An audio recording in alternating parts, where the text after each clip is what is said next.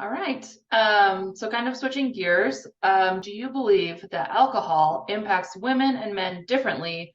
If, let's just say, for example, all of the other factors are the same, age, diet, activity level, etc. Yeah, for sure. It 100% does because what alcohol is a poison, and it poisons the liver, and it causes, particularly for women, higher levels of estrogen. High levels of estrogen over time increase the risk of breast cancer and ovarian cancer and uterine cancer. And so we know that, for example, if a woman has one glass of wine a night, one glass, the risk of breast cancer goes up by 40%. And many people have more than that.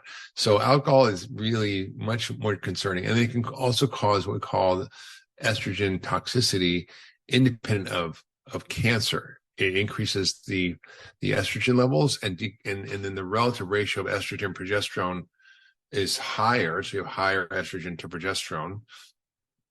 And that can lead to uterine fibroids, to uterine cancer, to heavy menstrual periods, to worsening PMS, to perimenopausal symptoms that are worse, to menopausal symptoms that are worse. So it absolutely is worse for you as a woman than it is for a man. Not good for a man either. Obviously, it has all the downside effects of increased cancer risk, of brain deterioration, of impaired sleep, of other issues. So I don't really think there's a safe level of alcohol as a recreational substance. Fine, once in a while, it's not going to hurt you.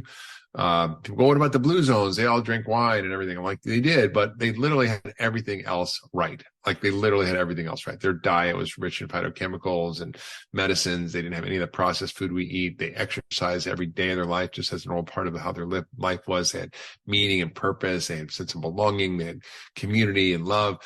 They had these deep social connections that are so important in determining your longevity and your health. So I think we can't just kind of go by that.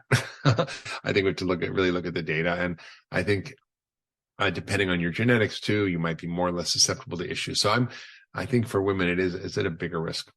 Yeah, for sure. Well, that's helpful. Thank you, Dr. Hyman.